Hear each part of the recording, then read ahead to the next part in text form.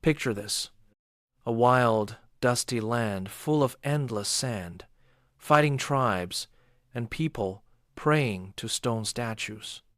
In the middle of all that noise, a baby is born who will one day become the kindest, wisest, and most trusted person the world has ever known. This is the story of Prophet Muhammad, peace be upon him, the orphan who became a guiding light for the whole world. Hey friends, welcome back to our another English shadowing practice. I'm Nathan, with you. Just a quick reminder, listening is great, but repeating out loud is where the real improvement comes from. So feel free to pause, take your time, and say each sentence after me. Everything here is kept short and clear so it's easier to shadow along. Don't stress about being perfect. Progress comes from repetition, not perfection. So let's start. It was the year 570 in the busy city of Mecca, right in the heart of Arabia. A baby boy named Muhammad was born to a gentle mother named Amina and a father named Abdullah from the respected Banu Hashim family. Sadly, his father had already passed away before he even opened his eyes. Little Muhammad came into the world without a dad, but his grandpa, Abdul Muttalib, and his mom saw something very special in him right away.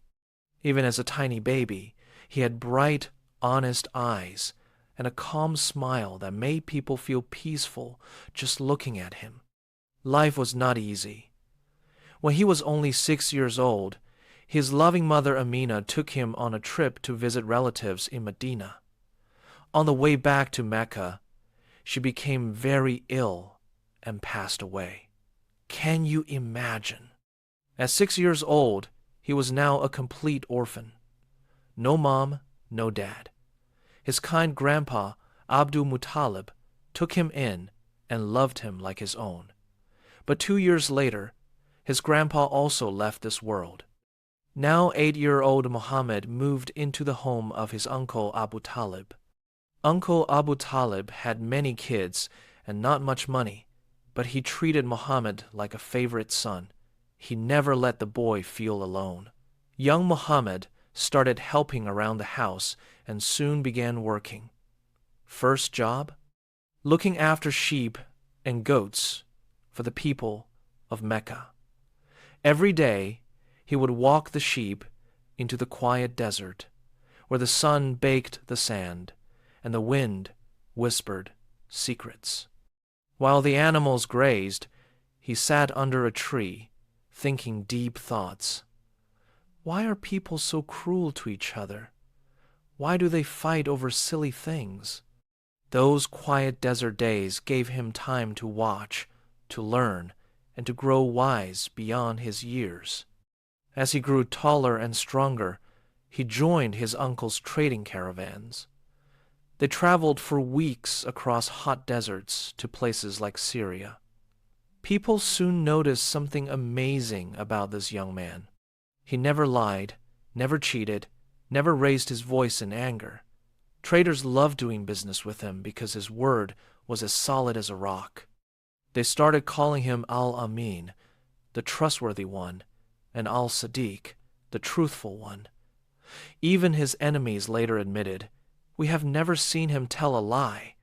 One day, when Muhammad was 25, a wealthy and respected businesswoman named Khadija heard about this honest young man. She was a widow, 40 years old, smart, and very successful.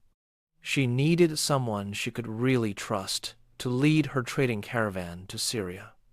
So, she hired Muhammad. The trip was a huge success. Everything went perfectly because of his fairness and hard work. When the caravan returned, Khadija's servant told her glowing stories. "He's the most honest, the kindest, and the most polite man I have ever met." Khadija felt her heart fill with admiration. She asked her friend Nafisa to speak to him. Nafisa smiled and said, "Muhammad, "Would you like to marry a beautiful, noble woman who's also very rich?" He asked who. When Nafisa said Khadija, he was surprised but happy. They got married, and it became one of the most beautiful love stories ever told. Even though Khadija was 15 years older, their marriage was full of laughter, respect, and deep friendship. She supported him in every way. Muhammad would sometimes leave the busy city life and climb the rocky mountain just outside Mecca to a small, quiet cave called Hira. He loved sitting there alone, thinking about life, about God, and about the unfair world around him. He would stay for days, praying and reflecting. Khadija never complained. Instead, she would pack food for him and say, "Go find peace, my dear. I will be waiting with open arms when you return." And so, in the peaceful cave of Hira, something wonderful and life-changing was about to happen. One quiet night in the year 610, when Muhammad was 40 years old, something completely unexpected happened in the small cave of Hira. He was sitting alone, wrapped in his cloak, lost in deep thoughts and prayers, the way he liked to do when he needed peace from the noisy city. Suddenly, a clear, powerful voice broke the silence. "Read," it said. Muhammad, always honest, answered right away, "I can't read. I'm not a reader." The voice came again.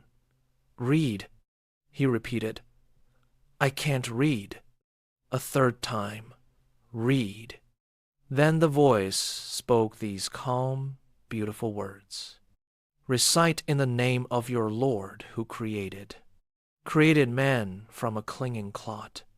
Recite, and your Lord is the most generous, who taught by the pen, taught man what he did not know." These became the very first words of what Muslims call the Quran. A cold shiver ran through him. His heart beat fast. He wasn't exactly frightened, but the feeling was so huge and new that he felt completely shaken. He hurried out of the cave, half running down the rocky mountain path in the dark, until he reached his home. He rushed inside and said to his wife Khadija, cover me, please." She wrapped him in blankets right away and held him close, staying calm and gentle like she always was. She didn't question him or act surprised. When he could speak again, he told her everything, the voice in the cave, the words he heard, how strong and strange the whole moment felt. Khadija listened without interrupting. Then she looked at him with kind eyes and said, "God will never let someone like you down. You're the most honest man I know. You help your family. You give to people who have nothing. You keep your promises. You treat guests well. You stand up for anyone in trouble. A person like you, God will always take care of you." She trusted him completely. In fact, she became the first person to accept his message and believe in what he had experienced, the very first to follow this new path. To understand more, Khadija took him to talk to her wise old cousin, Waraka ibn Nawfal. Waraka knew a lot about the old holy books and had studied different faiths. When they told him the story, Waraka's face brightened. "This is the same angel that came to Moses long ago," he said. "You are the messenger for your people now. What happened to earlier prophets is happening again. People will resist the truth at first." Muhammad asked quietly, "Will my own people turn against me?" Waraka answered sadly, "Yes, that's usually how it goes. But if I live long enough, I'll support you with everything I have." Sadly, Waraka passed away soon after, but his words stayed with Muhammad and gave him comfort. For the first few years, the message stayed private. Muhammad shared it only with the people he trusted most: his wife Khadija, his young cousin Ali, who lived in their home, his close friend Abu Bakr, his adopted son Zaid, and a few others. They all believed him right away and began praying quietly as more words came to him little by little. After about 3 years, the time came to speak openly. He climbed a small hill called Safa near the Kaaba and called out to the people of Mecca, "Listen, everyone! If I told you right now that an army was coming over that mountain to attack us, would you believe me?" They shouted back, "Of course! You've never lied to us in your whole life." Then he said clearly, "I'm telling you the truth. There is only one God. Stop praying to these stone statues. Worship the one who made everything. I am his messenger." Some people laughed out loud. Others got angry very quickly. The powerful leaders of Mecca felt worried right away. The city made a lot of money from visitors who came to pray at the hundreds of idols in the Kaaba. Tribes brought gifts, money, and trade. If people started believing in only one God, all that money and power could disappear. At first, they just made fun of him, called him crazy, said he was inventing stories, or that he was a poet gone mad. But soon, the teasing turned into real cruelty. Poor people and slaves who accepted his message were punished badly. They were beaten, starved, burned with hot irons, dragged across sharp stones under the burning sun. One man, named Bilal, was pinned under a heavy rock on hot sand. But even then he kept repeating, "One, one," refusing to give up his belief in one God. Whenever Muhammad passed by people suffering like this, he would speak softly, "Stay patient. There is something beautiful waiting for you." For 13 hard years in Mecca, the small group who followed him faced insults, boycotts, beatings, and worse. Muhammad himself was mostly safe because his uncle Abu Talib stood by him and protected him, even though Abu Talib never accepted the message himself. But the leaders kept pressuring him. They tried offering money, power, beautiful things, anything to make him stop. He always answered the same way, "No. Even if you put the sun in one of my hands and the moon in the other, I will not stop." Then came one of the hardest years, 619, later called the Year of Sorrow. First, his beloved wife Khadija, his strongest supporter and closest companion, became very ill and passed away. The loss hurt him deeply. She had believed in him when almost no one else did. Not long after, his uncle, Abu Talib, also died. Now there was no strong protector left for him in Mecca. The enemies grew bolder and even started planning to take his life. But a better path was opening. People from a city called Yathrib, later known as Medina, had heard about his honesty and his message. They sent messages inviting him to come live among them and promised safety and help. So, in the dark of night, in 622, the 13th year since the first words came to him, Muhammad and his trusted friend, Abu Bakr, quietly left Mecca. This journey became known as the Hijrah, the migration. It was such an important moment that the Islamic calendar begins from this year. They hid for 3 days in a cave on a mountain while search parties looked everywhere. One time the hunters stood right outside the cave entrance. Abu Bakr felt afraid, but Muhammad said calmly, "Don't worry, God is with us." Then something amazing happened. A spider quickly spun a web across the opening, and a dove made a nest nearby. When the searchers saw it, they said, "No one could have gone in here. Look at the web and the bird." And they left. They reached Medina safely. A whole new beginning, with hope, challenges, and many surprising moments, was about to start. When Muhammad and Abu Bakr finally arrived in Yathrib, the city that would soon be called Medina, the people welcomed them like family. Everyone was excited. Men, women, and children lined the streets, singing and cheering. They had been waiting for this honest man they had heard so much about. Muhammad, peace be upon him, smiled kindly at everyone. He didn't act like a big king or boss. Instead, he asked where he should stay, and the people said, "Wherever you want." But he let his camel walk freely, and it stopped in front of the home of two brothers from the tribe called Banu Najjar. So he chose to stay there, simple and fair, just like always. The first big thing he did in Medina was bring people together. The city had two main groups: the helpers, called Ansar, who were the local people who welcomed the Muslims, and the migrants, called Muhajirun, who had left everything behind in Mecca to follow the message. There was also tension between some old tribes in the city. Muhammad wanted peace. He did something very smart and kind. He paired each migrant with a helper as brothers. They shared homes, food, money, everything. It was like one big family now. People who had never met before became best friends. This simple act healed old fights and made the community strong. He also built the first simple mosque, just a courtyard with palm leaf roof and dirt floor. It became the heart of the community.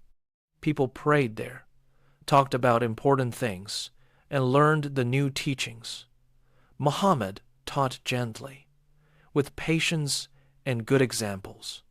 He said things like, "The best among you are those who have the best character." But peace didn't last long without challenges. The leaders in Mecca were still angry. They had taken the homes and money of the Muslims who left. So, to get some of it back and to weaken Mecca's power, small groups started stopping Meccan trade caravans. These were like defensive actions, not big wars at first. Then came the first real test, the Battle of Badr in 624. About 313 Muslims, many without good weapons or armor, faced around 1,000 well-equipped fighters from Mecca. The Muslims were outnumbered badly, but they stayed calm and prayed together. Muhammad encouraged them, "Stand firm. God is with those who are patient." The battle was short but fierce. The Muslims won in a surprising way. Many stories tell of moments that felt like help from above, like strong winds, or courage that came out of nowhere. The victory gave hope to the small community. It showed that the message could stand strong. The next year, 625, brought the Battle of Uhud. This time, the Muslims started strong, but a mistake happened. Some archers left their post to collect war spoils too early. Mecca's fighters turned the battle around. Many brave companions died, including Hamza, Muhammad's uncle, and one of his strongest supporters. Muhammad himself was hurt. His tooth broke, his helmet cut his face, but he stayed brave and protected his people until they could retreat safely. It was a hard loss, but the community learned. Stay united, follow instructions, be patient, even in defeat. 2 years later, in 627, came the Battle of the Trench, also called the Battle of the Confederates. This time, a huge army, around 10,000 fighters from different tribes, came to attack Medina and finish Islam once and for all. Muhammad listened to a smart idea from Salman the Persian, a companion who had traveled far and knew old battle tricks. They dug a wide, deep trench around the city to stop the horses and fighters. It took days of hard work in the cold winter, but they finished it.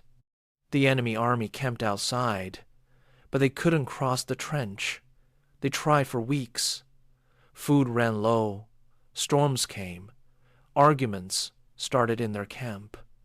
Finally, they gave up and went home. It was another big moment. The small community had stood against a giant army and won without almost any fighting. These battles weren't about hate or revenge. Muhammad always taught, fight only when you have to defend yourself. Never hurt women, children, old people, or destroy trees and crops. He wanted peace more than anything. In 628, something peaceful happened that changed everything. The Treaty of Hudaybiyah. Muhammad and about 1,400 companions wanted to visit Mecca for pilgrimage, just to pray, not to fight. But the Meccans blocked them outside the city. After long talks, they signed a 10-year peace treaty. It looked unfair at first. Some rules favored Mecca, and many Muslims felt disappointed. But Muhammad said, "This is a clear victory." He was right. The peace gave time for the message to spread quietly. Tribes who were afraid before now came to listen. Many people accepted Islam during those peaceful years. Then, in 630, the treaty was broken by some allies of Mecca. Muhammad gathered 10,000 people and marched to Mecca, not for revenge, but to take the city peacefully. When they entered, almost no fighting happened. He forgave almost everyone. He said, "Go, you are free." Only a few people who had done serious crimes were punished, and not for personal reasons, but for justice. The Kaaba was cleaned of idols. People started breaking their own statues when they understood. Mecca accepted the message without blood. After that, tribes from all over Arabia sent groups to Medina to learn more and accept the new way. The year 631 became known as the Year of Delegations. So many visitors came that it felt like the whole peninsula was joining together under one belief, one God, and a Muhammad as his messenger. In 632, Muhammad made his last big journey, the farewell pilgrimage. Over 100,000 people joined him. On the plain of Arafat, he gave a powerful speech that still echoes today. He spoke about equality. All people are equal like the teeth of a comb. No Arab is better than a non-Arab except in goodness and character. He reminded everyone to treat women kindly, keep justice, and hold fast to the Quran and his example. During that pilgrimage, a final important message came. "Today, I have perfected your religion for you, completed my favor upon you, and approved Islam as your way of life." Soon after returning to Medina, his health started to weaken. He stayed mostly in his home, still gentle and kind. On his last day, in June 632, he rested his head on Aisha's lap, one of his wives, and passed away peacefully, with the name of God on his lips. The community was shocked and sad, but his message lived on, strong, clear, and full of mercy. From an orphan shepherd to the man who united Arabia and started a movement that reached billions, his life showed what real character, patience, and faith can do. The story of Muhammad, peace be upon him, didn't end with his passing. What he left behind grew bigger and stronger than anyone could have imagined back in those early desert days. After his death in 632, the community in Medina felt lost at first. People cried openly in the streets, Some even refused to believe he was gone. But one man, his close friend Abu Bakr, stood up in the mosque and spoke words that calmed everyone. He said something simple and powerful. Whoever worshipped Muhammad, know that Muhammad has passed away. But whoever worships God, know that God is alive and never dies. Those words reminded people what the whole message was really about, not about one man, but about turning to the one Creator, Allah, with pure hearts. Abu Bakr became the first leader after him, called the first caliph. He kept everything together during a tough time when some tribes tried to leave or stop following the teachings. With wisdom and firmness, he brought unity back. Under him, and then under the next leaders like Umar, Uthman, and Ali, the message spread far beyond Arabia. Within just a few years, it reached places like Syria, Iraq, Egypt, and Persia. Not always with swords, often through trade, kind treatment, and the beauty of the teachings themselves. People saw Muslims praying 5 times a day with focus and peace. They saw fair business, care for orphans and the poor, and no more burying baby girls alive, a cruel habit that stopped completely under this new way. Many chose it freely because it felt right and just. The Quran, the words that first came to Muhammad in that cave, was collected into one book during those early years so it would never change. Muslims memorized it by heart, and millions still do today. It became the guide for laws, morals, family life, and how to treat others. Think about it.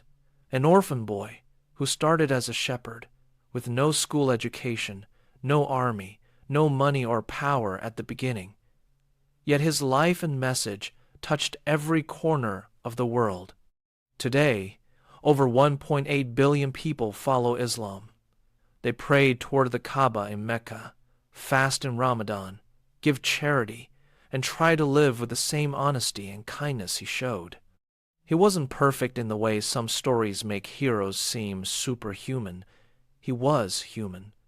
He felt sadness, tiredness, hunger, joy. But he was described as having the best character. His wife Aisha once said, his character was the Quran, meaning the way he lived matched every good teaching in the book perfectly. Some favorite stories people still tell, how he would smile at children and play with them, even when he was busy, how he mended his own clothes, milked his goats, and helped with housework, never too proud for small things. How, even after forgiving the people of Mecca who had hurt him for years, he didn't take revenge. He said, "No blame on you today. Go, you are free." How he stood up for justice even when it was hard, like when a woman from a powerful family stole, and people said, "Don't punish her." But he said, "The law is the same for everyone. Even my own daughter, I would apply it." These small, real moments made people love and trust him. And that trust turned into a movement that changed history, ending idol worship across Arabia, bringing laws based on fairness, protecting rights of women like inheritance and marriage choice, which were new ideas then, stopping endless tribal wars, and spreading a belief in one merciful God. His last words, as he lay ill, were, "O Allah, with the highest companion." He was thinking of returning to God, the one he had spent his life calling people toward. So that orphan from Mecca, the trustworthy trader, the thoughtful shepherd in the desert, the man who received messages in a cave, became a beacon, not because he wanted fame or power, but because he lived with truth, mercy, and complete trust in God. His life shows something simple but deep. One person with good character, patience, and a clear message can change the world forever. And that, friends, is the beautiful, true story of Prophet Muhammad, peace be upon him. All right, if you made it through this shadowing session today, that already says something about your discipline. This repetition and consistency combination might look boring on paper, but it is one of the most powerful ways to build fluent, natural English. Keep showing up like this, and your brain will slowly adapt. Trust the process. If this helped even a little, consider liking the video or subscribing. It lets me know these sessions are actually making a difference. We will do this again soon. Take care.